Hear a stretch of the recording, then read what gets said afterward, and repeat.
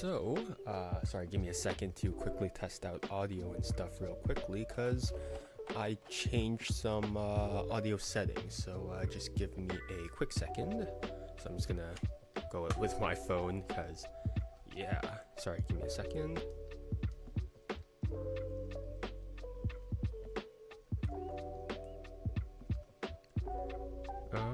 Okay, background music might be a bit too loud, so I'll decrease that by a bit.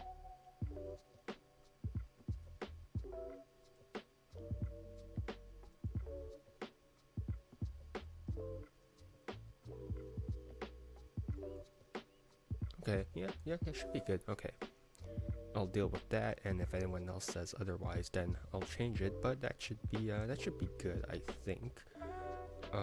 But yeah, sorry. Let me set up my stuff real quickly so that it's not a total mess on my desk.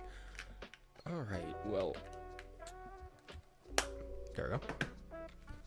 Alright, so welcome to the pivot change. So the pivot change is basically a one-handed, free-handed color change. So if you don't know what any of those terms mean, you're probably at the wrong spot, because, you know, so one-handed as in like I only need one hand to do the color change, and free-handed as in the color change happens off of the deck, right? So if you remember the Bertram change, that is also free-handed as well. So the pivot change is something that looks like this. Right, something that's relatively simple, but you know, it's a basic move that most of you will probably know of, but you know, it's something that I want to teach as well. So it's also known as the twirl or the shake change. Funnily enough, there's also a pivot change from Ross Bertram and Thomas Page Wright, so don't be confused by those two other pivot changes. This is the OG, quote unquote, OG pivot change. And also last month I said, oh yeah, the Bertram change is probably the color change that's probably going to take the least amount of time. I think it's going to be this one. Sorry.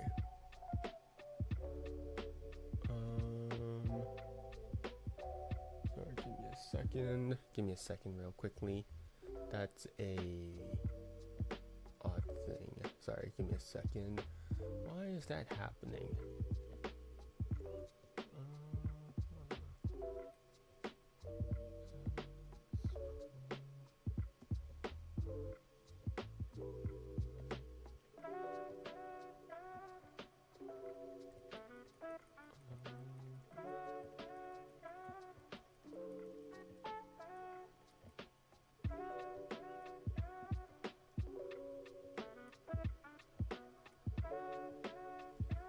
Okay, that should be good, I hope. Unless my computer decides to die or something. Alright, so where was I at? Alright, please don't die. Right, so last week, why do I keep saying last week? Okay, so last month I said that, oh yeah, the Bertram change is gonna be the least, the color change, the live stream that's like the fastest to go through. I lied, and that's because this is probably going to be way faster than the Bertram change. It's because like I didn't really plan this one out. I was like, oh yeah, this color change existed, huh? I should probably teach it. So yeah, that's why this is a thing. But you know, that's why I'm here. But yeah, so this is the pivot change. But as per usual, I'm going to start off with a bit of history, because that's me and that's this channel. If you don't like it, that's fine, I don't care. But the history behind the pivot change. So there's quite a lot of crediting stuff to go through, and that's because a lot of people have claimed this move over the past like 200 years, not 200 years, but it's been a while. So the pivot change was actually first called the pivot color change by Noel Stanton. There we go. I don't know why I mixed like Noel and Stanton together, but but the pivot color change was first published in the Gen back in 1964. So that was the first known publication of the pivot color change. Then someone by the name of Vic Trabucco came along, and he made something called the visual color change, which is somewhat similar to the pivot color change, but I think it has like a few differences here and there. And so that was published in the New and Novel Knowledge by Jerry Mentzer back in 1975. And then we have Ed Marlowe, who comes along and he finesses the move, and he calls it the allure of the through the fist flourish. So if you don't know what the through the fist, not the through the fist change is, it's the through the fist. It's the through the fist change, right? So this is what it looks like. So you have a card and it passes through your fist, right, and then changes, right? So I flashed that one, but it's but yeah, so he finessed that move using something that's from the pivot color change. And the way that he actually finessed that was that he actually he added a all around square up covering action, right? So if you don't know what an all around square up is, it's basically this. So he added that with the pivot change, and that's what became the allure of the through the fist change, right? And that was published back in 1984 by John Rackerbaumer. I think that's how you pronounce it, in his book At the Table. So those were all the classic handlings of the pivot color change and its history, I guess. So there's a couple of modern handlings for the pivot change using like the same mechanics and whatnot. So Kevin Ho has something called the bob change, and yeah, it's published back in Smooth Operations by Kevin Ho back in 2008. So it is pretty recent, but yeah, it's there. So rather than being done with the middle and thumb as the usual like pivot change is done, that is done with the pinky and the thumb. So that's the main difference. And then we have something that's just like a shake change variation by Nicholas Lawrence. So he claims to have created it around like 21 years ago, and he first published it, I believe, in his Penguin Live lecture back in 2017. So that was his first one. He actually made a second one, but this particular like shake change variation is from the his first Penguin Live lecture. Okay, so that the main difference for his variation was that it was actually done on the short edges rather than on the corners. So that's the main difference. So throughout history, there's actually been now that I'm struggling with English, there's actually been a couple of miscreditings done in like for the pivot change. So When Creators Collide, which was written by Ben Harris, Richard Sanders, and Jay Sankey back in 1987, so they credited that move to Hofzinser, which is wrong because that move is by Noel Stanton. So yeah. There's also a miscrediting in David Regal's Close Up and Personal, which was published back in 1999. So he credited that move to Bob Hummer. So Bob Hummer has a move called the Visual Change, and that was published in I believe the the Ultimate Secrets of Card Magic by Di Vernon and Louis Ganson. So that was published there, and yeah, it's like the mechanics behind that move are completely different. So you just bend the heck out of that card. So I don't know how that miscrediting happened, but that happened. But that's the Visual Change by Bob Hummer, which was for some reason attributed with the pivot change. But yeah, so that's it for the history behind the pivot change, and now we can go into the classic handling regarding the pivot change itself. Okay, so I'll teach the classic handling of the pivot change first. So obviously, as we all know, there's a classic way to do it, and then there's also like more modern handlings of it there's more like modern ways of doing it, right? So I'm gonna present like the classic handling first, and now I'll go into some of the touches that I've had for this move. All right, so the very first step they want to do is that you just want to have like a face-up card on top of the deck, right? So in this case, it's the 8 of spades. And then you want a pinky break underneath of the first face down card of the deck.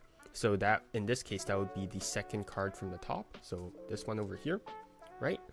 So why you have it is because now you have basically a double facer, right? So if you don't know what double facer is, it's basically a card that has like two faces on each side, right? So yeah, that's why you have this. So yeah, I don't know why I'm struggling with English today, but now what you're going to do is that you're going to grip everything above of the break, right? So again, you have two cards, so you're going to grip everything above of the break, and you're going to grip it through the two index corners over here, right? So the index corners are these two corners, right? So these are the blank corners, so that's how I'm going to refer to them. So index and then blank corners. All right, so you're going to grip them by the two index corners with your right middle finger and your thumb. All right, and your ring finger and your pinky don't really do anything, they just sort of like chill there, right? So gripping this card by the opposing corners will actually make a pivot point, right? Which is like very important for the mechanics of the move, and that's why it's called the pivot changes, because yeah, the card pivots, right? So yeah, so now you're gripping these two cards by the opposing corners, by the index corners, and now what you're going to do is that you're going to extend your index finger, right? So your index is originally curled, and now your index is going to extend and contact the left long edge of the double over here, right? And then to execute the change, what you're going to do is that you're going to curl in your index, and by curling in your index, you're going to cause this card to just rotate around. And yeah, that's basically the change. It's very anticlimactic, I guess, right? So you have this card, right? And you just want to like extend your index, contact the left long edge, and then rotate around. And that's the change. That's basically the change. Like, there's not much else to it. You just do that, right? Which I guess, like, to a lot of people that would be very goofy, because you're just like, huh, that's a color change, yeah. But it's there's a couple of things that make it actually look somewhat nicer. So if to hide the entire motion of the pivot color change, you want to add in a shake, right? You want to add in a shaking motion, right?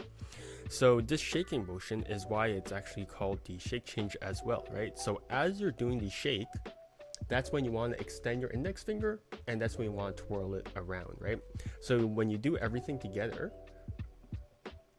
it just looks like it changes, right? So that's the general gist of the shake change as well.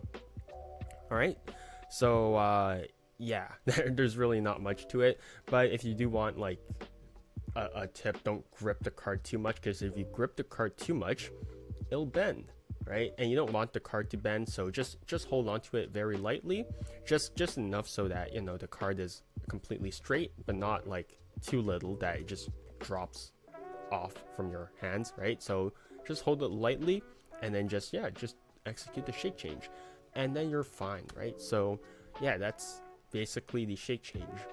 Not much to it. Yeah. But yeah, so this is going to be where the main part of the color change comes into play, and that is where I discuss the cons regarding this change.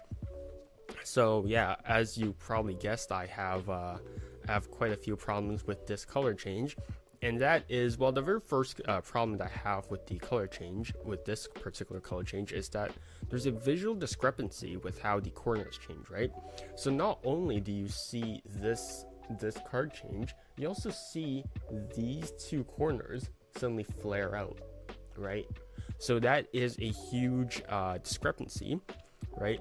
So yeah, I mean, I don't think most people would know this, but also, you know, it is like a huge glaring discrepancy, right? Because the corner starts off over here and then ends up in front, which is sort of bizarre, right? The other sort of con is that it's mainly associated with the modern handlings of the pivot change, and that is where people tend to have the card face up, they show it around, and then in the action of showing it around, they get a break, they place it back on top of the deck, they take everything off of the deck, and then they do the change, and then they place it back on top of the deck. So there's a lot of card on and off of the deck, which is really bizarre, right? So if you don't, so without doing like the actual motions of the move, right? I'm just gonna go over like the modern handlings of the move, right? So this is what it looks like in most cases.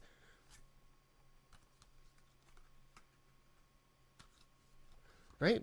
If there's a card on, there's a card off, and then a card on to load the card, and there's a card off again to change the card, and then there's a card on again. There's a lot of motions going on there, right? For like the external reality, that is very, very bizarre, right?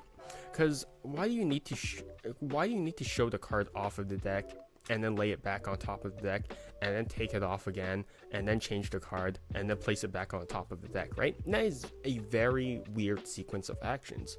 Realistically, you would just take the card off from the deck, change it, and then place it back on the deck for whatever reason, right? So you only need two motions, right? You only need card off and then card on, right? So the fact that you have four actions of card on, card off, right? That's very redundant, and I don't like it that much. So here comes my modern choreography. So I really doubt this is like a modern handling, but you know, I'm just gonna say this is a modern choreography for the shake change, and it's basically my attempt to solve the cons without stepping over Kevin Ho and Nicholas Lawrence's handlings, right? So personally, I think Nicholas Lawrence's shake change is probably the best, but you know, I tried to remedy the shake change without, you know, just overstepping my boundaries too much. So the shake change largely starts off the same, right? You have a card face up on top of the deck, and don't remove it from the deck. Preferably, if you want to display the card, just show it on top of the deck, so you can just go like, this doesn't happen to be your card, right? Right? Okay. Yeah, so you can just show the deck like so, right? You don't have to take this card off, right? I mean, there's a different sort of impact to it, but at the end of the day, I think that having it like I think I would much rather have it on top of the deck than showing it around and then placing it and then taking it off again. So personally, I would just show it around with the face of the deck, right? Like so. Next, you're going to get a pinky break below the first face down card, so the second card from the top, so like so. Whoops. There we go. So you just get a pinky break using a pinky count or whichever count that you want. So now you're going to grip the double by the blank corners this time, right? So rather than gripping this double by the index corners, I kind of like gripping it by the blank corners more. And the reason for that is because I think that the cleanup is a lot better with the after the change, after you're done the so okay. So I think that the cleanup okay. Why am I botching this? I think that doing the change from this position into this leads to a better cleanup than starting from this and then doing this, right? Because I can't go into a particular cleanup without going through the starting position. All right, so that's why I tend to prefer going through the the blank corners like so. All right, so you're going to lift everything off from the deck, and you're going to move this double to your forearm. Right? Sorry, I'm going to let my camera focus. So you're going to move this double towards your forearm. All right. And so you're going to move it to the left towards your forearm. So the justification behind this basically becomes a rubbing the card on your sleeves, right? So you're basically going to execute the change under the guise of rubbing the card on your sleeve, right?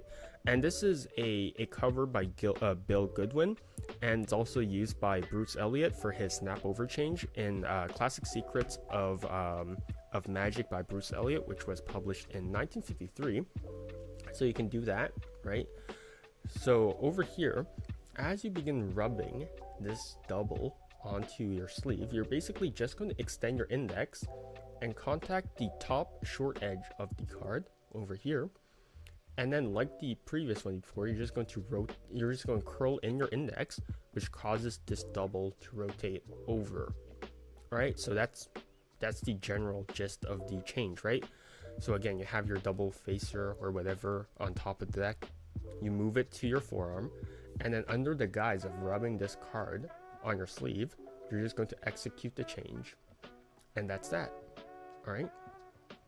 So obviously you don't want to do you don't want to like rub the card too closely to your forearm, because it'll hit it, right? So you want to make sure that there's enough space for you to flip the card over. All right. So that's basically the change itself. All right. But as you probably still notice, there's still this big corner discrepancy, right? So I started off from this position, I rotated over, there's still this big corner discrepancy over here. So to combat that corner discrepancy, after this card is flipped over, you're basically just going to contact the front short edge of the double using your ring finger and release pressure with your middle finger, right? So this is what happens, and now you're holding this card like so, right? Which seems odd, but I think that this removes the corner discrepancy, right? Because if you're over here, you execute the shape change, and now, see, you basically can't tell that this card has been flipped over, right? Right, so that's why I release pressure with my middle finger, and then transition it onto my ring finger. So now you're in the perfect position, if you know how to do it, to do a Stuart Gordon double lift, right, to display the card around, and then yeah, that's that. But if you don't know how to do a Stuart Gordon double lift, then yeah. But so this all happens to on top of your forearm, right? So you're over here, right? You execute the shape change, right? So now you have to move this card back to the right to just like make it make sense, right? Because if you're over here, your arms are crossed together and you basically can't do anything. So it's within like everyone's best interest for you to uncross your arms, right? So now as you move both hands back to their starting position, I guess. So as you do this, when you pass this double over the deck, what you can do is that you can actually apply a bit of pressure with your index finger, and now you're in the perfect position to execute a dribble, right? So you're in this like bent U position, and now you can just apply a bit of index pressure, and now you can just dribble the card onto the deck as you do a Stuart Gordon double lift or whatever, and you display the card, right? So this is something that I've seen Andrew Frost do to sort of clean up the pivot change. So rather than having the card like just contact the card and then display, so rather than having the double contact the deck and then taken off of the deck to display it, this double will always be off of the deck, right? Even throughout the cleanup. So I'll do the full choreography real quickly. So get a double, right? Grip it by the blank corners, right? Move it back, execute the change over here, and then that's the choreography. That is horrible. That's a bad color change. Hold up. Okay, well, why are there so many? No, why? Okay, there we go. I'll do it with two opposing colors first. So you're over here, you grip it by the blank corners, you move backwards, execute the change, grip it with your ring finger, dribble, right? And then that's going to be your cleanup, right? So that's the choreography that I do like to use regarding the pivot color change. All right. So yeah, that's the modern choreography regarding what was it called, regarding the pivot color change. All right. So if you're having trouble with gripping the blank corners over here, you can just mix it with a soft double. So I already taught the soft double on my channel before, so you can just do a soft double, grip the blank corners, and then you're good, right? So if you're doing here and you notice that, you know, your break is not really in the perfect position for this, just do like a soft double, and then you're good, right? And that's that, right? And if you don't know how to dribble cards, then yeah, I also have a tutorial for that. But you know, it's basically just you're passing over and you just release pressure with your thumb, which causes this card to spring away, right? So simple stuff, but generally I already have all the tools to like I already put all the tools for this choreography on my channel, so yeah, that's about it, I guess. So here's just a quick alternate handling for this color change. So this is just an idea, so I'll just go over it pretty quickly. So if you just want to show the card at the beginning cleanly, you can just table it, all right, and then you can have the card that you want to change it into in a cloyes or a lateral palm. So if you don't know what a cloyes palm is, it's basically you have a card in a pinky clip like so. So the top right corner is in a pinky clip, and then your middle finger just gently curls in to contact the top left corner like so, and all your fingers also just, you know, close by, right? So this is a cloyes palm. You can also contact it with your index finger like so. So that is the cloyes palm, right? You can also do it with a lateral palm. So that is where the top right corners is actually the top corners is actually being contacted by the middle finger, right? The tip of your middle finger, as well as the this knuckle over here, right? So that's the lateral palm, like so, right? So now that you have the this card in a palm, what you can do is that you can actually load it underneath of the table card, like so, and then you can just execute the change, right? So rather than going through all the hassle of bringing the card back to the deck and taking off the deck again, just bring the card to the other card, right? And then just execute the change, right? Just do that, right? So yeah, that solves the hassle of, so yeah. Man, I'm a mess today. I don't know why, but yeah. Okay. All right. Well, that's gonna be it for the pivot color change. That was very fast. There's not really much to it, honestly. So, yeah. So for some further reading regarding the pivot color change. So the pivot color change, yeah, you can look at Nicholas Lawrence's first Penguin Live lecture. You can look at The Inner Secrets of Card Magic by Di Vernon, written by Louis Ganson. It is in an ebook format. There's also Talk About Tricks by Joshua J., The Boy Who Cried Magic by Andy Gladwin, Principia by Harapan Ong. There's In Order to Amaze by Pitt Hartling, there we go. At the Table by John Rackerbaumer. It's in an ebook as well. And the other non-shake change sources that I mentioned throughout the video. There's Page Wright's manuscript, which is by Thomas Page Wright. Yeah, that's sold as an ebook. There's The Ultimate Secrets of Card Magic by Di Vernon, written by Louis Ganson. That's also sold as an ebook. So that's where the Bob Hummer visual change is at. But that's all the further reading for the pivot color change. So yeah, that's the pivot color change. Yeah, there's not much to it. That's why I can go through it so fast, is because there's not much to it. That was very fast. That was very simple. Yeah, the mechanics are turning over a card, because why? Because yeah. But so it's a pretty basic move, but it can look pretty good.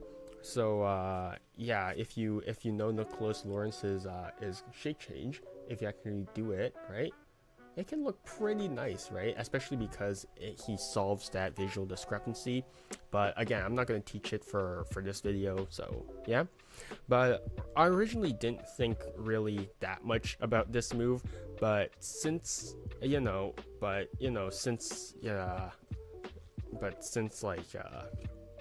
sorry, I lost my train of thought.